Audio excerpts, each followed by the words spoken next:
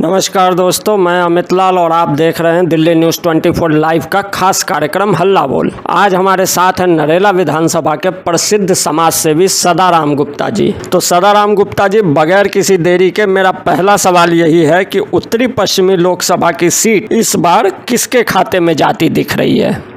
देखिए, जीत तो मैं नहीं आपको निश्चित कर सकता क्योंकि ये वोटर्स के ऊपर डिपेंड करता है, लेकिन जो आसार जो नज़र आते हैं, क्योंकि ये देखने में आया है मोदी ने जिसकी पीठ पे हाथ रख दिया वो सीट निकाल ले जाता है। तो एक ये भी बहुत बड़ा मुद्दा है कि भाई दुनिया की सबसे बड़ी राजनीतिक पार्टी भारतीय जनता पार्टी है और अब की बार हमें जो प्रत्याशी जो दिया है इन्होंने वो हमारा क्षेत्रीय प्रत्याशी को इन्होंने मौका दिया है, जो कि हमेशा पिछले एक दशक से ये शिकायत रही कि बाह्य प्रत्याशियों को लाके हमारे ऊपर थोप दिया जाता है। तो इस तरीके से उनको हमारी समस्याओं से पूरी तरीके से अनभिज्ञ होते थे। पिछले 2 टर्म भाजपा के सांसद रहे, मगर बुनियादी समस्याएं जस की तस हैं, तो इसका खामियाजा भी तो भाजपा को ही भुगतना पड़ेगा। आपका क्या मानना है? देखिए, ये पहली बात तो सुरक्षित सीट है हमारी, और सुरक्षित सीट होने के नाते कोई भी ऐसा चेहरा ला करके हमारे ऊपर थोप दिया जाता है जिससे कि ना तो पब्लिक उनके बारे में जानती है ना वो पब्लिक के बारे में जानते हैं कि भाई यहाँ की मूल रूप क्या समस्याएं हैं। तो अब की बात जो है चंदोलिया जी जो क्षेत्रीय हमारे क्षेत्र से ही बिलोंग करते हैं उसको इन्होंने मौका दिया है, तो हो सकता है कि भाई ये सीट हमारे फेवर में जाए। नरेला विधानसभा क्षेत्र के वोटरों की मुख्य मांगे क्या हैं, जिसका असर वोटिंग पैटर्न पर देखने को मिलेगा? देखिए, यहाँ तो मेन जो डिमांड है मुख्य रूप से वो मेट्रो की रही, जो पहले जिस टाइम लॉन्च हुई शादरा से 30 जारी की, उसी मौके पे हमारा ये इठाला बवाना नरेला तक आनी थी लेकिन ये राजनीतिक कारणों की वजह से कोई हमारा राजनीतिक ऐसा पावरफुल लीडर नहीं रहा जिसकी वजह से यहाँ नहीं आ पाई, और नहीं आ पाई एक बार तो वो अब 20-25 साल हो गए हम नदीदे हैं इस ट्रांसपोर्ट फैसिलिटी से। मेट्रो के संघर्ष की बात करें तो आप लोगों ने कई दफ़ा हरदीप पुरी और मेट्रो के वरिष्ठ अधिकारियों से भी मुलाकात की। दर्शक जानना चाहेंगे कि नरेला को मेट्रो ना मिलने के पीछे मुख्य वजह क्या है? देखो, सबसे बड़ा जो मैंने अपना विश्लेषण करके मैं आपको बताना चाहता हूँ कि एक तो हमारा केंद्र में सरकार बीजेपी की है, यहाँ आपकी सरकार है, ना आपकी सरकार की केंद्र सपोर्ट करती है ना केंद्र जो है राज्य सरकार को सपोर्ट करता है। लेकिन जहाँ पर हम हरदीप पुरी जी के मिलना हुआ तो उन्होंने यही हमें बताया गया कि भाई वो अपने हिस्से का फर्ज दिल्ली सरकार दे नहीं पा रही, इस वजह से अधर में है ये प्रोजेक्ट। और जब केजरीवाल को मिलते थे तो केजरीवाल भी टाला मटोली करके ये कह देते थे कि नहीं, यहाँ की ये फिजिबिलिटी रिपोर्ट ठीक नहीं है, यहाँ से अर्निंग नहीं होगी, हम इतना पैसा दे नहीं पाएंगे, तो हम इसको इसलिए इंटरेस्टेड नहीं है। लेकिन ये समझ में नहीं आई कि इतना बड़ा एशिया की अनाज मंडी होने के बावजूद, सेंट्रल गवर्नमेंट के ऑफिसेज होने के बावजूद, FCI होने के बावजूद, एशिया की सबसे बड़ी मंडी होने के बावजूद उन्होंने किस तरीके और इंडस्ट्रियल एरिया पूरी दिल्ली के बवाना और नरेला इंडस्ट्रियल को देखते हुए उन्होंने ये किस तरीके से आंका कि ये फिजिबिलिटी रिपोर्ट में ये लॉस में जाएगी। तो लाखों वर्कर्स हैं, इंडस्ट्रियलिस्ट हैं, फोर्सेस हैं, तो इनका सब लगातार निरंतर। दूसरी बात यह है, नरेला एक ऐसा हब है जो कि 5 स्टेटों की बाउंड्री से टच है, पंजाब, हरियाणा, हिमाचल, JNK, ठीक है नहीं, सब यहीं से एंट्री है। तो बस ये दुर्भाग्य है हमारा।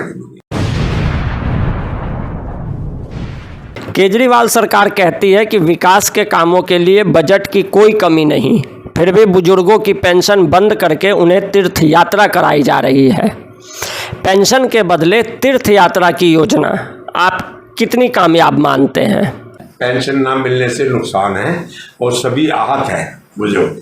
एक टाइम में एक बार यात्रा करा देने से क्या 12 महीने की उनकी रोजी और रोटी या जो भी पॉकेट खर्च उनको मिलता है क्या उससे भरपाई हो जाएगी? तो रेगुलर इनकम होना पूर्वजों के लिए पेंशन बहुत ज़रूरी है, उनको रेगुलर बेसिस पे मिलनी चाहिए, जो आप सरकार इस मामले में फेल है। बाहरी दिल्ली में रिटायर्ड फौजियों की अच्छी खासी तादाद है। क्या सरकार रिटायर्ड फौजियों को सभी सुविधाएं दे रही है?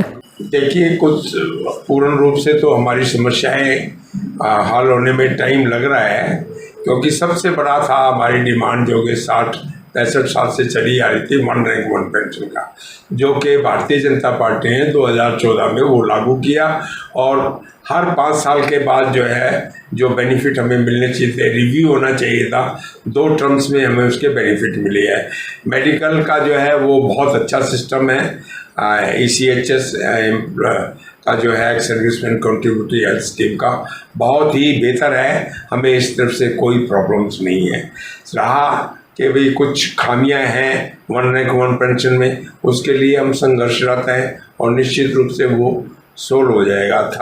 1 रैंक 1 पेंशन का 3रा टर्म्स में अभी 24 में ड्यू है और वो रेगुलर हमें मिलने की संभावना है, मिलता रहेगा। इसी मुद्दे से जुड़ा एक सवाल अग्निवीर योजना को लेकर है। आप अग्निवीर योजना को कैसे देखते हैं?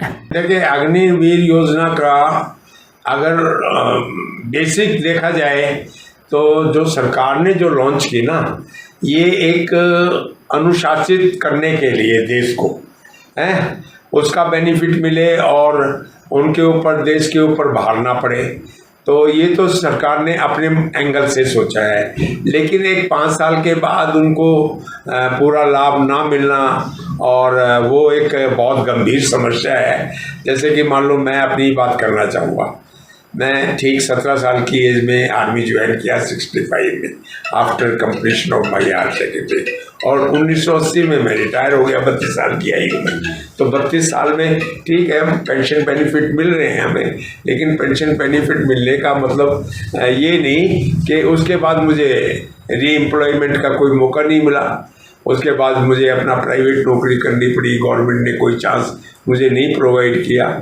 तो 100% तो नहीं, लेकिन बहुत मेरे साथी हैं जिन्होंने सेकंड गवर्नमेंट के जॉब भी मिले और वो काफ़ी अच्छी पेंशन दोनों तरफ से ले रहे हैं। तो सैनिकों के लिए तो ऑलमोस्ट ठीक ठाक हमें मिल रहा है टाइम, हम उसके बारे में मैं कोई क्रिटिसाइज नहीं करना चाहूँगा। और हर एक की डिमांड हर एक की इच्छा के अनुसार पूरी हो भी नहीं पाती, लेकिन मैं संतुष्ट हूँ कि जैसा मैंने 32 साल की आयु में यंग एज में मैं आ गया और आज मैं 76 मेरी एज है, मैं बिल्कुल संतुष्ट हूँ। मेरे बच्चे पूर्ण वेल सेटल्ड है, मैं अपनी लाइफ एंजॉय कर रहा हूँ। अखिल भारतीय पूर्व सैनिक सेवा परिषद दिल्ली प्रांत का मैं एग्जीक्यूटिव मेंबर भी हूँ और मैं संतुष्ट हूँ। अब आखिरी सवाल, इस लोकसभा क्षेत्र के वोटरों को ध्यान में रखते हुए 5 जरूरी काम बताइए जो जनप्रतिनिधियों को अपनी प्राथमिकता में शामिल करना चाहिए। देखिए, सबसे बड़ा है तो रेडी पट्टी वालों को स्थान दिया जाए, उनको व्यवस्थित ढंग से बसाया जाए, जिससे कि हमें जाम से निजात मिलेगी। दूसरा ये है कि जाम इंक्रोचमेंट जो हो रही है उसके ऊपर जो है इनको तुरंत ध्यान देना चाहिए, जिससे पेडेस्ट्रियन को और बुज़ुर्गों को, महिलाओं को, बच्चों को, स्कूल गोइंग चिल्ड्रंस को उसका बेनिफिट मिले। तीसरी बात है कि मेट्रो मेन मुद्दा है, उसको इनको लागू करना चाहिए, लागू ही नहीं करना चाहिए, प्रायोरिटी पे उसको रखना चाहिए। चौथा, यहाँ का बाईपास जो है नहीं बना, बाईपास के लिए की वजह से ही ये कारण है, सिर्फ एक मात्र फ्लाईओवर प्रोवाइड करने से कुछ थोड़ा बेनिफिट मिला है, जो बुरी हालत होती थी जाम की, लेकिन जब तक बाईपास नहीं मिलेगा जब तक हमें निजात नहीं मिलेगी। राजा हरिश्चंद्र हॉस्पिटल बना दिया है, लेकिन हरिश्चंद्र हॉस्पिटल में वो सुविधाएं नहीं है जो एक होनी चाहिए। ना यहाँ पे मशीनें काम करती है, ना ही कोई स्पेशलिस्ट ऐसे उच्च क्वालिटी के डॉक्टर्स हैं, उठाते हैं और उसको रेफर कर देते हैं, कभी अम्बेडकर में कर देंगे, कोई और दूसरे तीसरे हॉस्पिटल में कर देंगे। तो जो लाभ मिलना चाहिए यहाँ की जनता को, मरीजों को, वो लाभ नहीं मिल पा रहा है। इसके अलावा जो टर्मिनल है, टर्मिनल डीटीसी ने जगह एक्वायर कर रखी, डीटीसी के कब्जे में है, लेकिन वो तालाब की जगह होने की वजह से वो एक मेन मुद्दा बन जाता है कि तालाब को जो है वो कन्वर्ट नहीं कर पा रहे हैं, ठीक है नहीं। और सब्जी मंडी को भी तुरंत इनको यहाँ से शिफ्ट करके दोनों जगह से और खाली करा के इनको स्थान देना चाहिए।